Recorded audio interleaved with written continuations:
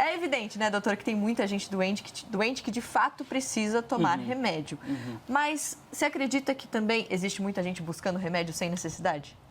É interessante que a gente vive dois problemas, o excesso e a falta. A gente tem muita gente doente não diagnosticada, sem tomar remédio adequadamente, e a gente tem pessoas tomando remédio sem precisar.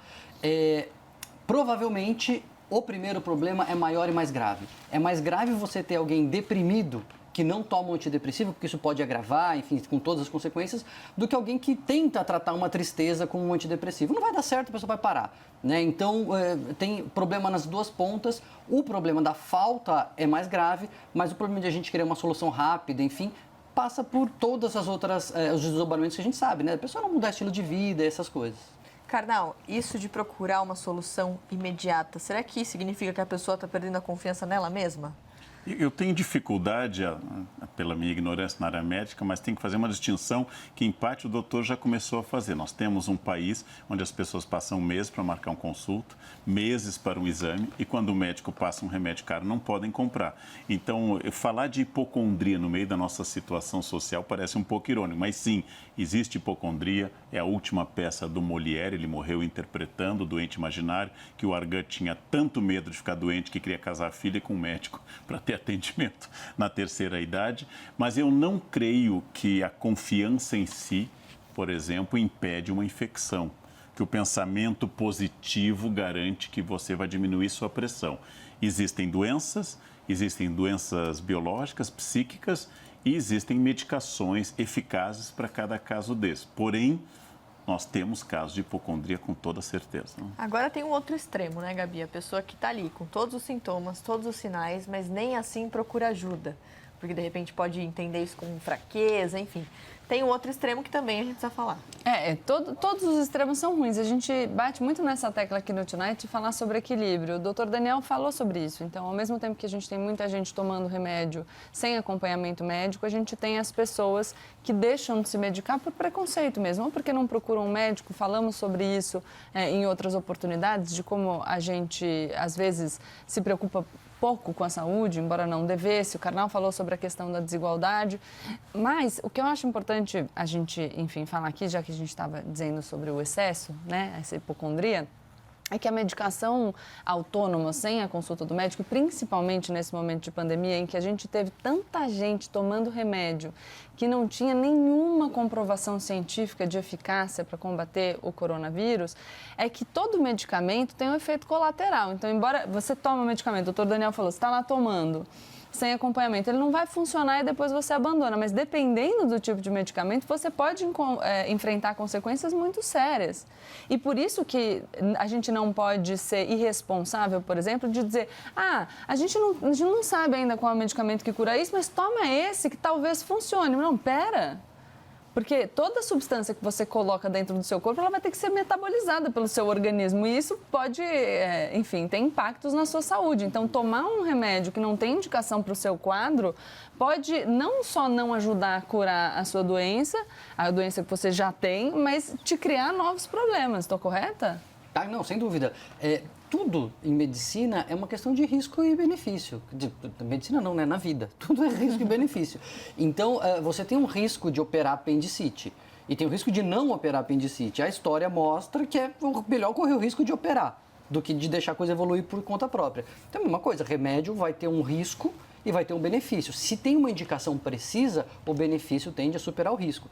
Agora, só uma coisa, a gente precisa diferenciar a mania de remédio, de automedicação e de querer soluções rápidas da hipocondria propriamente dito. Existe uma doença que era chamada hipocondria, que hoje se chama ansiedade por doença, que a pessoa tem um transtorno de ansiedade e ela monitora o corpo o tempo todo e ela fica medindo a temperatura, ela fica pegando o pulso, ela fica pegando a pressão, que ela...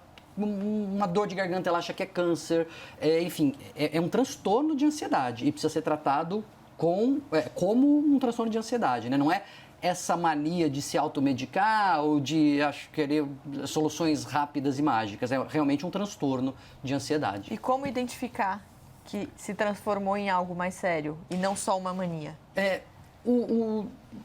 A diferenciação básica, né, de uma ansiedade que saiu do controle é quando ela começa a prejudicar a vida da pessoa trazer um impacto no trabalho, nos relacionamentos, no dia a dia. A pessoa percebe que é muito, mas ela não consegue abrir mão daquilo. Ela fala, eu sei que eu estou exagerando, mas é mais forte do que eu preciso medir de novo, eu preciso ir em outro médico. Ela já fez 5 exames, todos deram negativos. Ela falou, não, mas vai que o exame está errado, eu preciso fazer o 6º, eu preciso fazer o 10º. Então, ou seja, ela está tendo impactos e problemas na vida e não consegue, por conta própria, se conter. Né? Aí, sinal amarelo, é melhor procurar um profissional, procurar um psicólogo, um médico, enfim.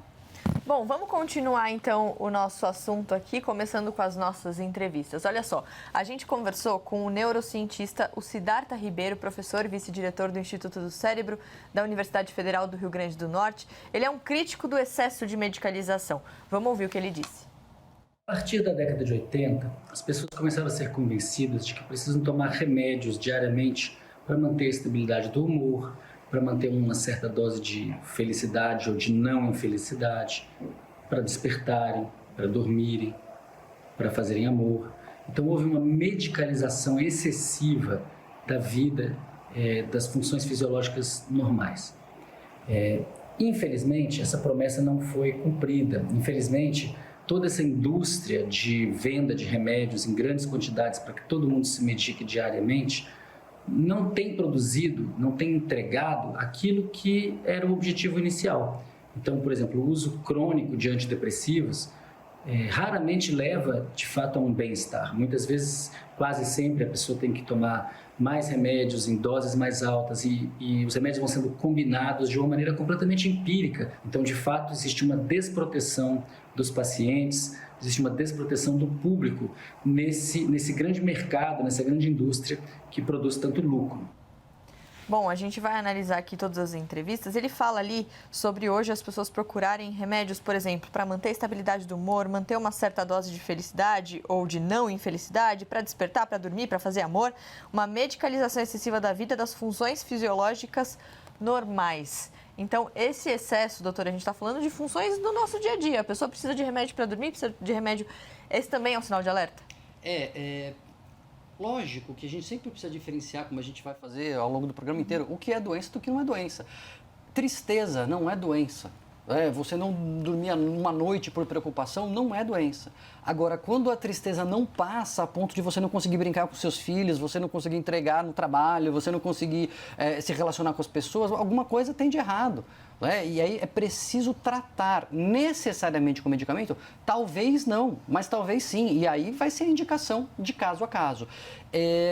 O sono, não dormir, às vezes, ok. Agora, não dormir nunca a ponto de colocar a própria saúde em risco, isso, alguma coisa está errada. Então, cada função vai ter que ser analisada individualmente.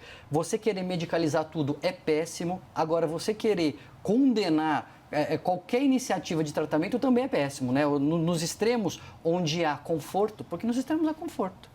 No extremo eu não preciso pensar, no extremo eu já sei que quem está do lado de lá está errado, Então é fácil não pensar. Ficar nesse meio termo, refletir caso a caso, dá trabalho, as pessoas não gostam muito.